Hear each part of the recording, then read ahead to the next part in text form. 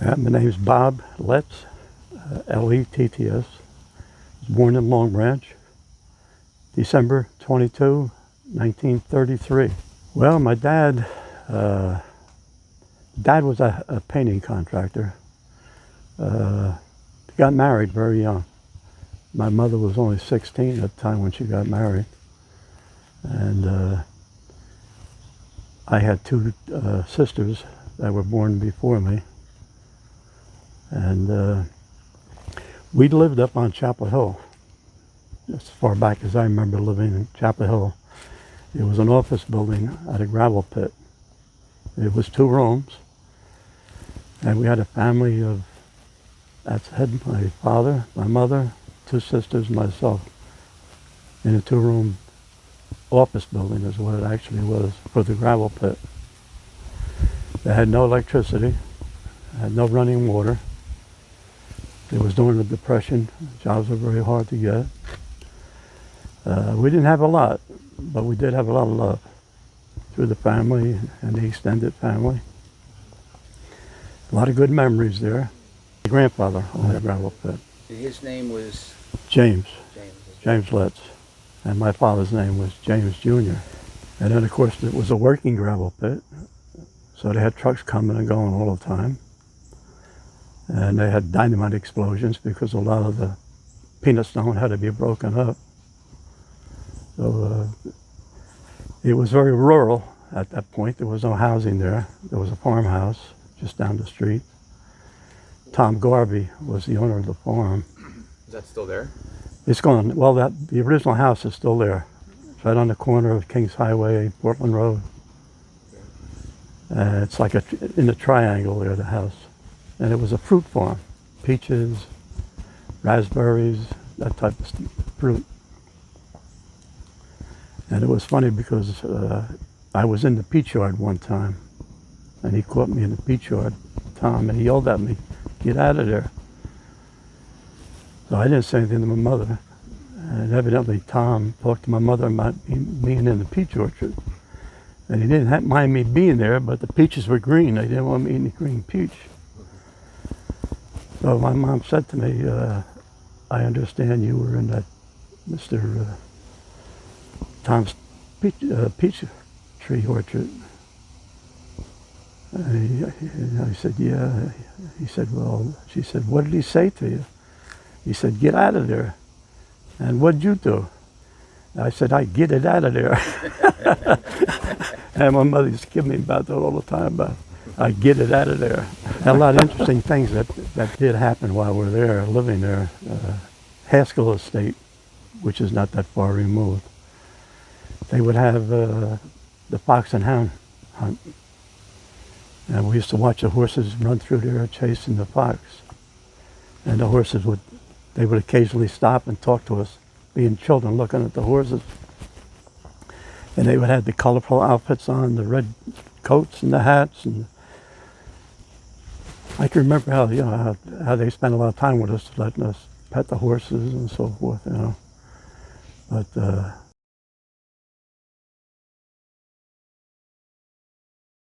well, he ended up in jail for 1 year by having a still.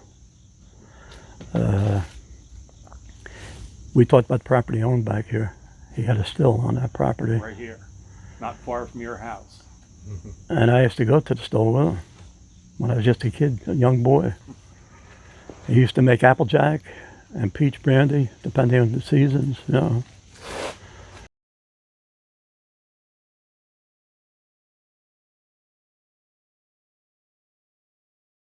There was a lot of people that lived up Chapel Hill that did not have running water. They had well. Tom, the farm down the street, had a well. We used to take water out of that well and bring it home. But up in Chapel Hill then, it was all rural. All the roads were dirt roads. There was no houses. Yeah, Mom started working during World War II. She took a job with the government. She was working at Camp Evans down in Belmar as a clerk steno. And it was during that period of time probably, I think, 1943 when she took that job.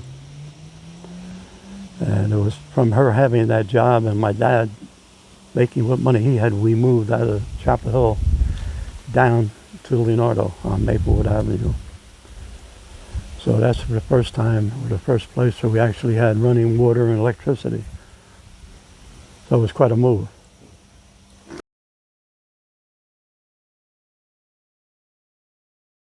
Leonardo Grade School and Leonardo High School. Graduated in 1951. Right out of high school, August, I joined the Marine Corps. I had a good experience. I was always small.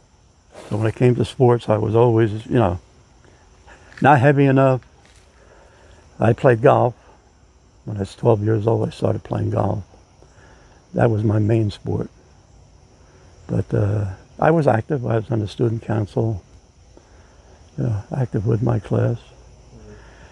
I was telling Craig something that you would not believe today. In high school, we had a rifle club. We used to shoot firearms, a rifle, under the Leonardo Grade School. Can you believe that today?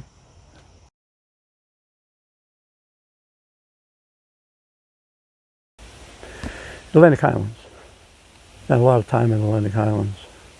The movie was there. The grocery store, main grocery store was there. Everything was in Atlantic Highlands. The barber, And you could walk from where we lived. You could walk. We'd take the railroad tracks and walk into Atlantic Highlands. The railroad tracks would take you right into the center of town. First Presbyterian Church in Atlantic Highlands. I knew a lot of the kids from Atlantic Highlands. Cousins. We had family all over the place, I'd say if I ever to run for election and have my family vote for me, I'd win, We'd take the bus into Red Bank, go to a movie in Red Bank, something special playing there, or shopping. Kisslin's. Used to go there all the time and buy school clothes at Kisslin's.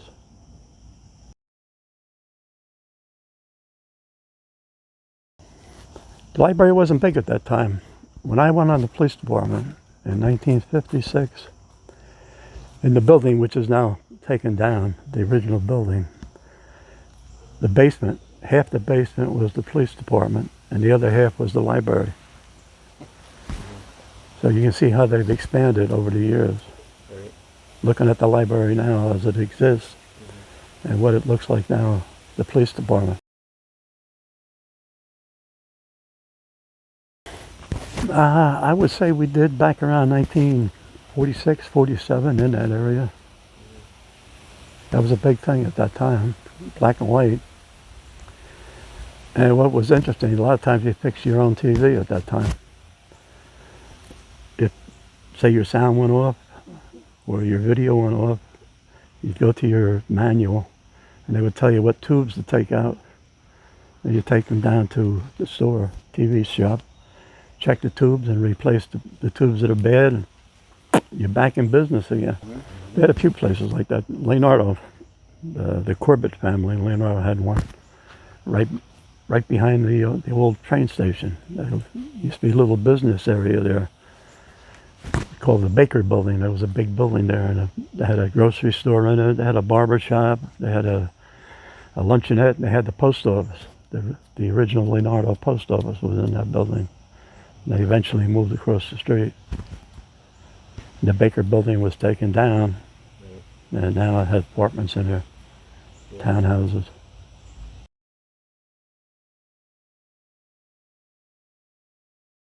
Hosford Pond, off Hosford Road, yeah, Hosford Avenue.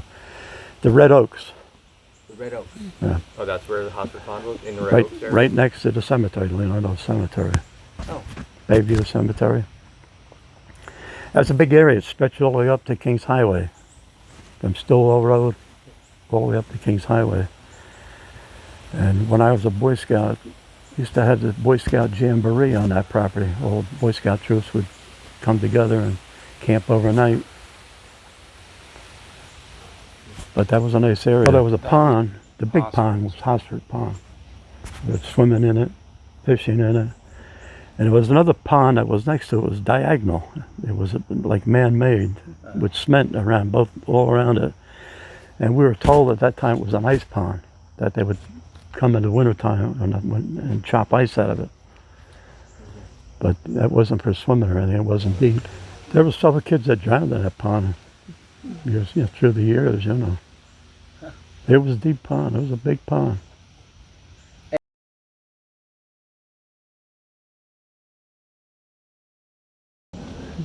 That was a busy time when that was being built. The trucks. We had never seen trucks like they had, the earth movers. I mean, they were humongous, the dump trucks they had moving dirt. The activity around it was unbelievable. People coming down to work, they would come in by the train, the Leonardo train station. They were coming across by boat into Atlantic Highlands. Coming from all over the workmen to build that. They built it pretty quickly. I think within a year, less than a year, that was built, Amazing. And I remember the ship exploding out there, the ammunition ship exploding. I think that was around 1947, I think.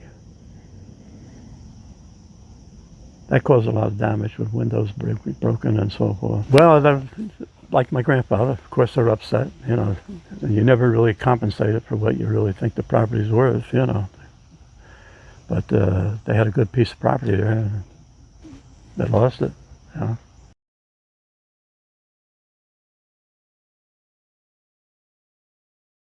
From that era?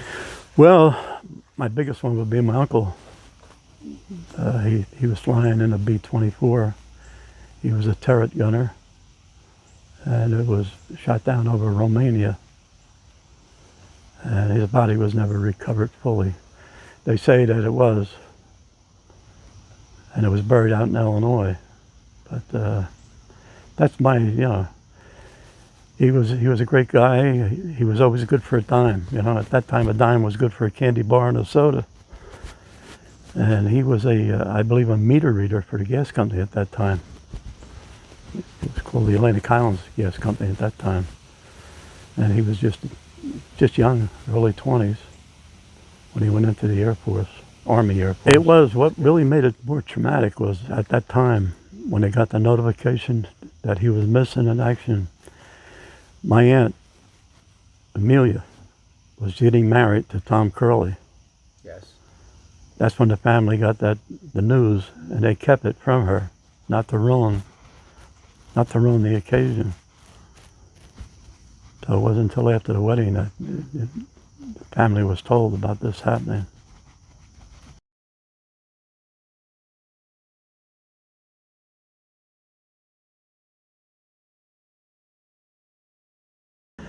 Periodically, my mom would walk us from Chapel Hill to Campbell's Junction.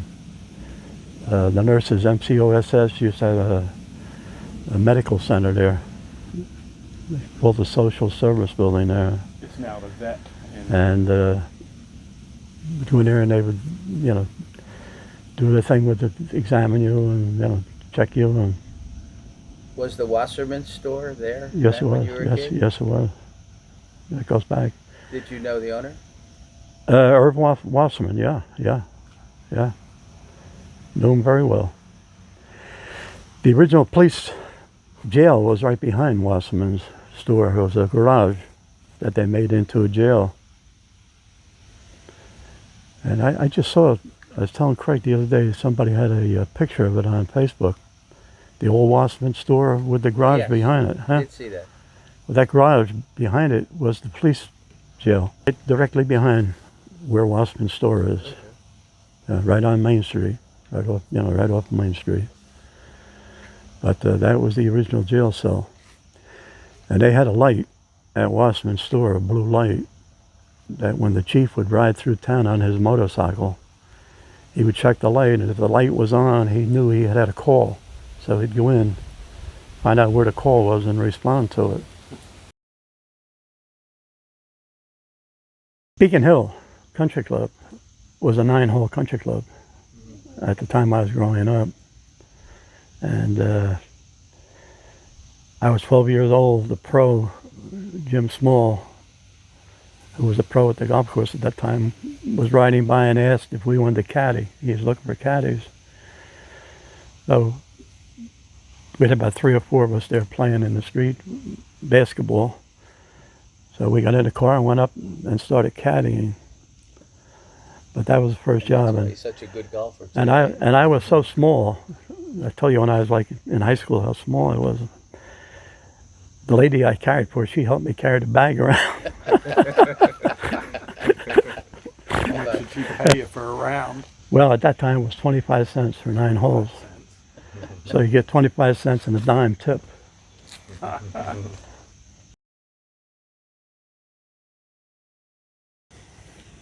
was funny. I was a senior in high school, and my buddies, they had a program in the Army that you sign up together, you stay together. So we said, that's a good program. We'll all go over and enlist and sign up. So we go over there, and I'm 17, so I have to have paperwork signed by my parents.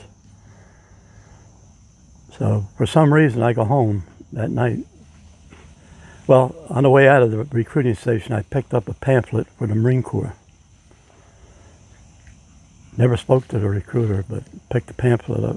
And I brought the papers out. I said, Mom, I'm thinking about going to the Marine Corps. I have to have you sign my papers. She looked at me and said, you're not going to make it.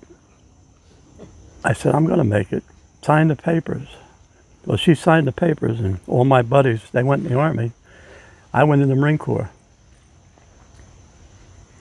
First day in the Marine Corps, I wake up in the morning and I said, what the hell did you do to yourself?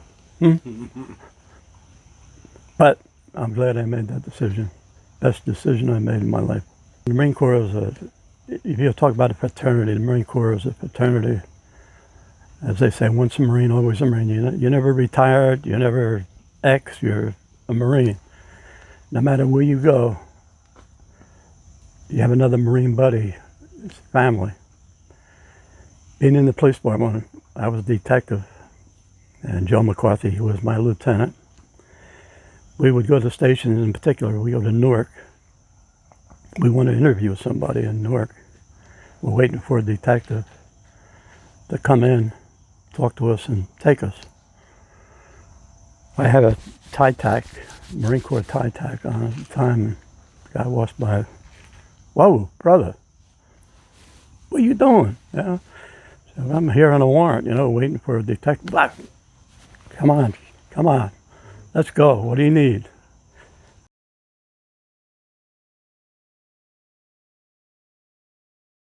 '51 to '54. I was stationed at Norfolk Barracks, Marine Barracks, and I put a request in to go to Korea.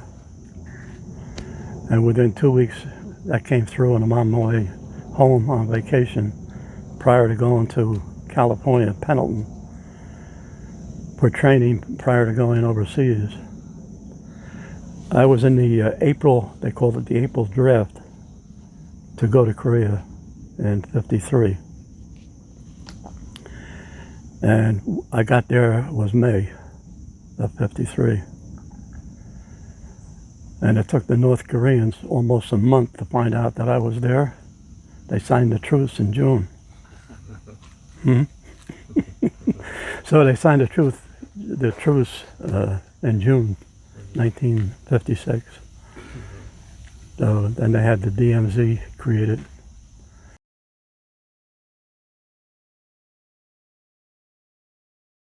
I had law enforcement at the very beginning in my mind.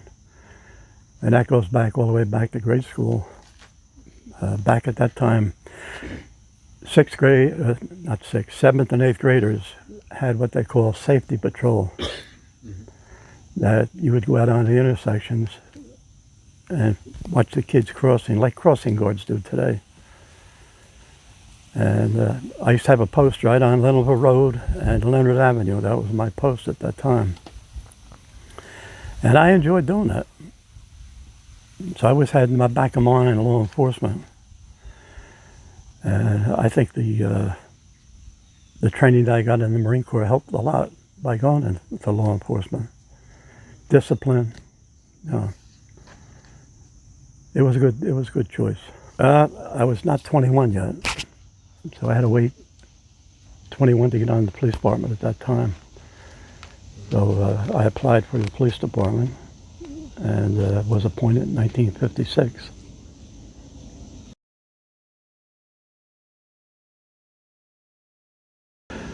Well, they had a pretty good, the chiefs of police, Monmouth County police chiefs, ran an examination at that time. We were not civil service at that time. So the chiefs of police ran a written and an oral test for the applicants. And at that time, I remember they filled the classroom of about, I would say, 40 to 50 applicants. And out of that, they picked 4. So when I went on the policeman, including the 4 went on, 3 that went on with me, we had 18 on the police department at that time. At that time, you had to buy your own uniform, had to supply your own firearm. The only thing they issued you was a set of handcuffs. A civilian couldn't go out and buy handcuffs, so they issued you the handcuffs. And the salary at that time when I started was $3,800 a year. And the next step after 1 year was $4,000 and then $4,200. In 1959, I was the PBA president. We went on the ballot. We had a petition, went on the ballot for a pay raise to $5,200. 52,000, 5,200. I'm thinking today, $5,200 a year. And it was unanimously approved by the voters. So they were offering us another 200 implement. And so we got a good raise, substantial raise. But the town was very good.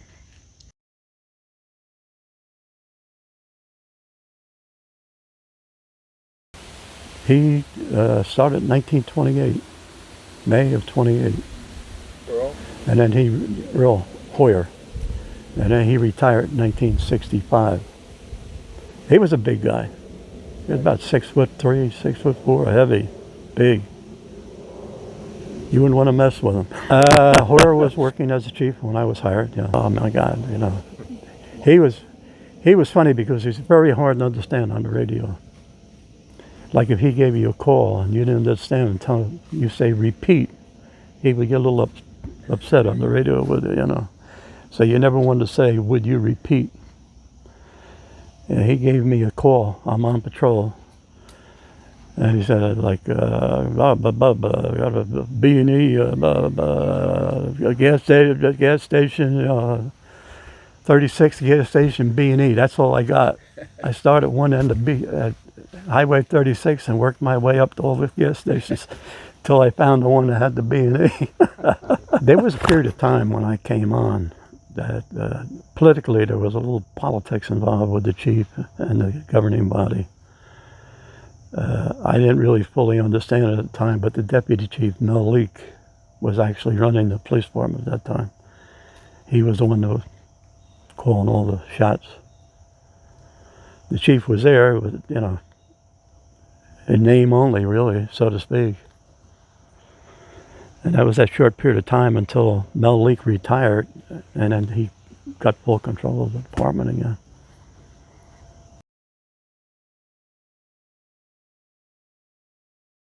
But as the population increased, police department increased. And that population started increasing, you know, due to World War II, the ending of World War II and the VA loans.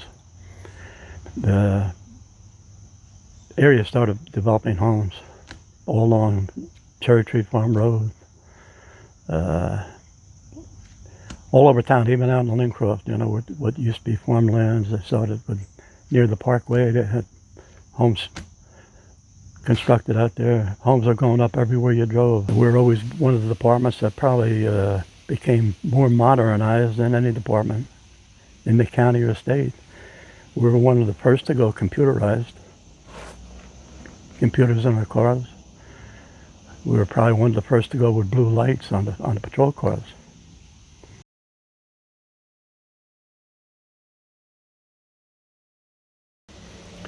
Well, I spent 3 years on patrol. At that time, there were 2 detectives, John Kelly and John McCarran. And they asked me they said, do you want to be a detective? And I said, yeah, I want to be a detective. And I know the reason they asked me if I wanted to be a detective, the reason was that I could type. Everybody in high school at that time had to take a typing class. I don't know if they still require that or not. So back then, when you were taking statements, you had no stenographer. You had to type a question, ask it, and then get an answer and type the answer. That's the way you did it back then. So because I was a good typist, I could do 50 words a minute. I was going to be a detective, right? Okay, good. I love that. So I did all the typing. Take the statements, how to do it. But John and McCarran got in a problem in an accident on the way back from some meeting that they were at. Ending up with John McCarran retiring and Kelly being put back in uniform. So now I'm the lone detective. And Joe McCarthy, who had previously served as a detective, came back as a detective. So it was Joe and I for, I guess, 3 years of just Joe and I, and then Frank Leeson came on board as a detective, and then we started building the detective bureau. And I was the captain detective for 12 years. And we did a good job. We had a good bunch of detectives. We solved a lot of crimes. But I think probably that part of my career, a detective, was the best part of my career. I enjoyed that more than anything. I couldn't wait sometimes to get back to work and to get on a case. It was like being a quarterback on a football team, you know. You would sit down, if you have a major case like a homicide, you sit down with your men, you're going to do this, you do that, you do this, you spread them all out. You come back in at the end of the day and everybody regroups and rehash, and that's how you solve a crime. Then you go to deputy chief. I spent 9 years as a deputy chief. And it's meetings, it's budget, it's grievances with the PBA, it's pain in the neck. And being chief is not much better. It's meetings all the time, you know, out in the public, taking care of problems within the department. Not like it was when I was a detective, just doing police work. I enjoyed that.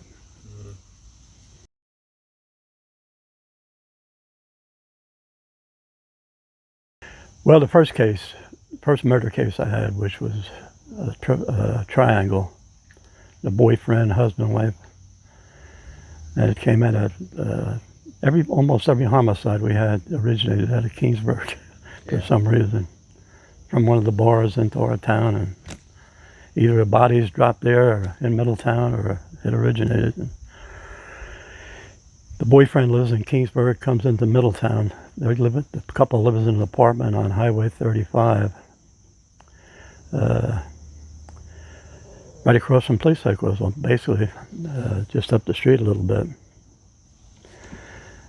And he knocks on the door and calls out the husband. Husband comes out and he shoots him with a shotgun. Of course, that was a pretty easy case, but it's one that sticks out in your mind, you know. But as being the first homicide, and we don't have a great deal amount of homicides in Middletown, thankfully. Again, it's the people who live in town. Good people live in Middletown. But one of the bigger ones we had, which was at 2 guys on 35, when they held up an armored truck, killing one of the drivers, and injuring the other. And that was solved within a couple days. And it was, How did you solve that? and it was a unique situation because an off-duty detective, Exantos, was coming in on duty to police headquarters and saw a car coming out of the light on Taylor Lane. And he recognized who was in the car. And from that, he didn't know at that time this had gone down.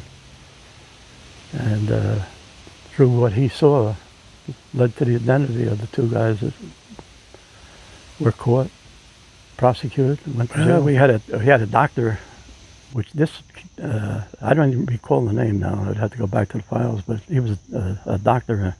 He lived in Oak Hill, and his wife died, sudden death. It was investigated and ruled suicide. And he moved to Florida with a neighbor. And she ended up dying in Florida. They investigated that and found that she was murdered with some type of drug. He came back to Freehold and was retried, but he was found not guilty on that case.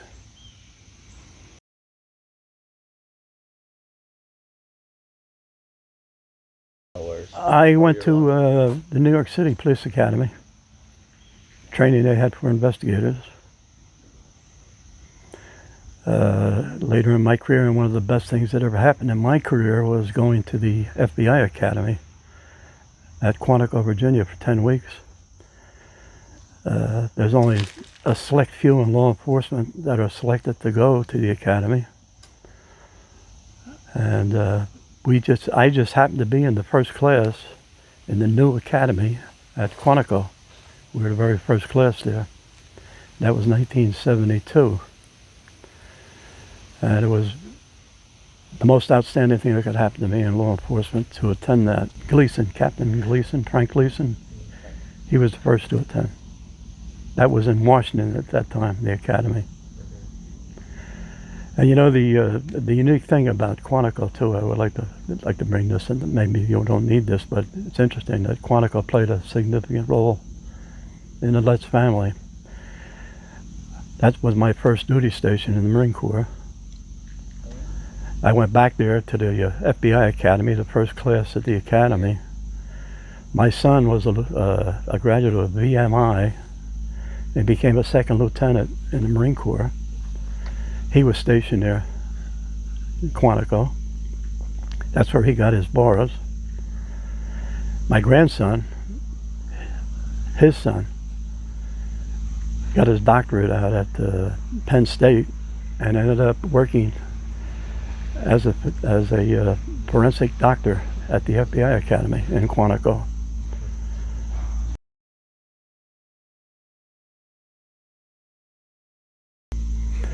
Joe McCarthy was a good man. He was a good chief. He always had his finger on the pulse of the community, always.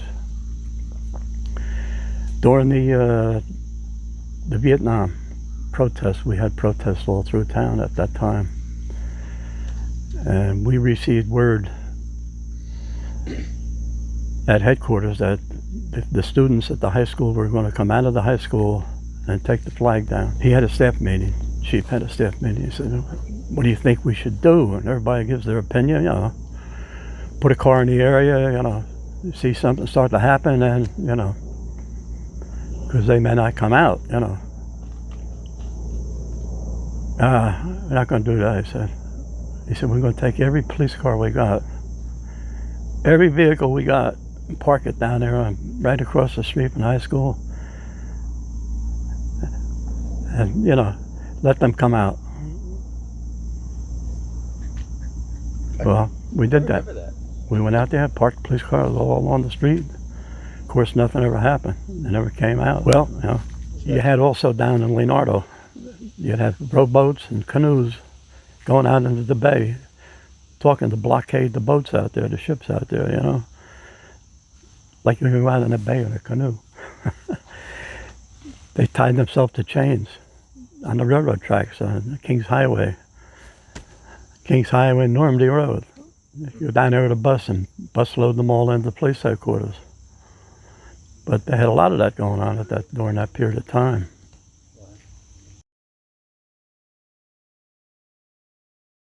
I was.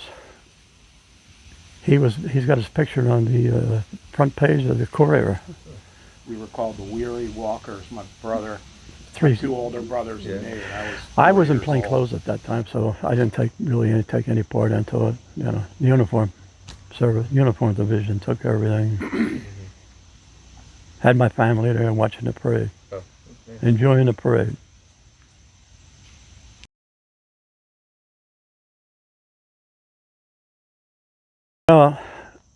There were 5 taverns in Leonardo. You had the Leonardo Field Club.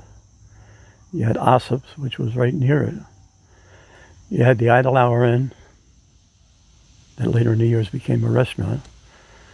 You had the Depot Inn at the railroad station, called Boozy's. And you had one on 36 called Jerry Stoltz. Then you move up the line, you had Langford's in Belfort. And you had the Meadowview in Belfort down by the Fishman Docks. Then you move up further, you go to the White House, which was Whackers. And you had the Snug Harbor, which we used to call the Slug Harbor because the fights in there all the time. But back at that time, we had 2 patrols. One, Highway 35 was the boundary, the district line. The north side was one patrol. The south side, Bayshore, was the other patrol. And I get a call to go down to the Snug Harbor that this individual's at Snug Harbor. We got a warrant for him, bring him in. I'm by myself. All right, I notice. My guy is at the Linkcroft somewhere, back up. So I go into the tavern. All these fishermen are all lined up at the bar, all drinking.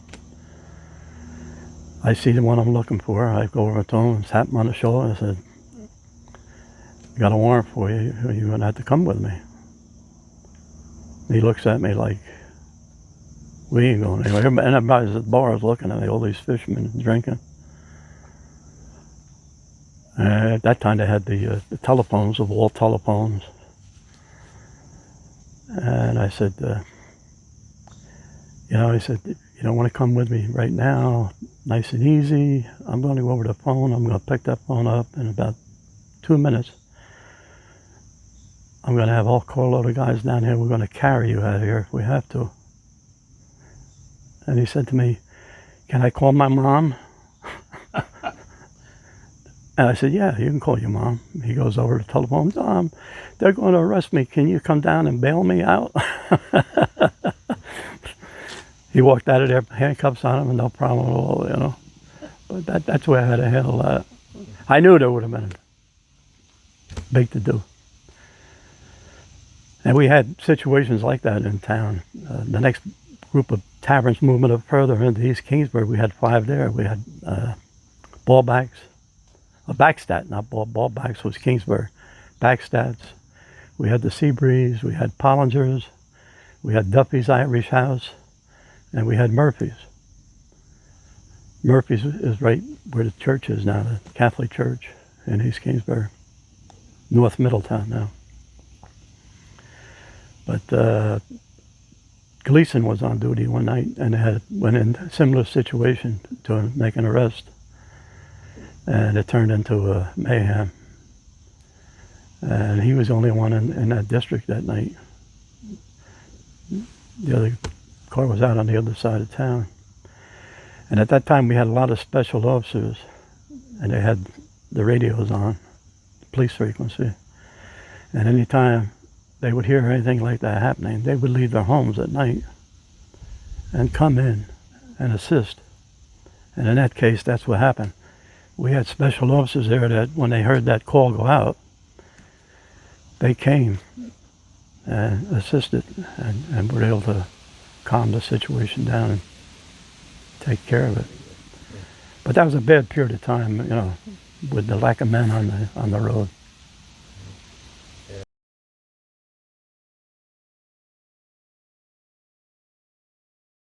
Oh my God, I mean, the guy was amazing. He was. I mean, what he did by himself. I mean, it would blow your mind, but Duffy was a super guy. He had a good personality too, didn't he? I'm on patrol one night, midnight, and I'm at the Tyndall Road and New Monmouth Road.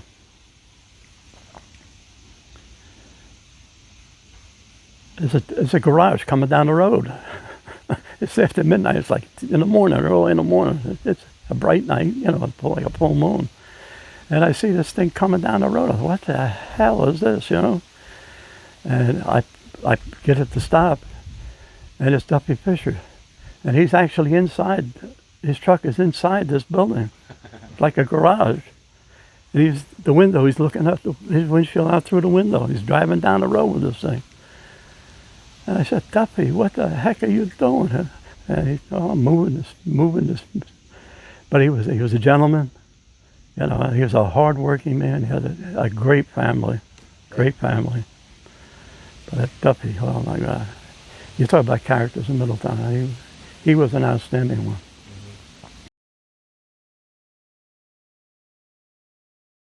Well, he had a lot of historical things in his office, on his wall. But when I say he was pretty slick, of course he moved furniture. So at the time, on the Parkway, going south, there were no trucks allowed, but buses were. He bought a school bus and converted it to a trucking van, so he could use the Parkway. That's why I say he was a pretty slick guy.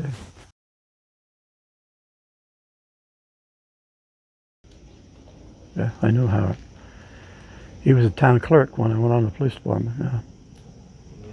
He ran the Republican Party. Oh, okay. Whatever he said, that's what you do.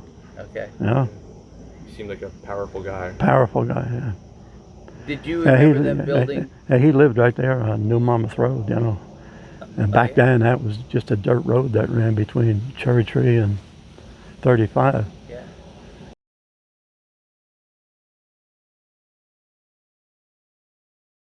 Your whole life, basically. Well, police department. Yeah, that's 35 years on the police department. Middletown's a great town. The town was very supportive of the police department, very supportive. And that's why Middletown was one of the lowest crime rate communities in the country. We were always within the top 10 lowest crime communities our size across the country, which we were always very proud of.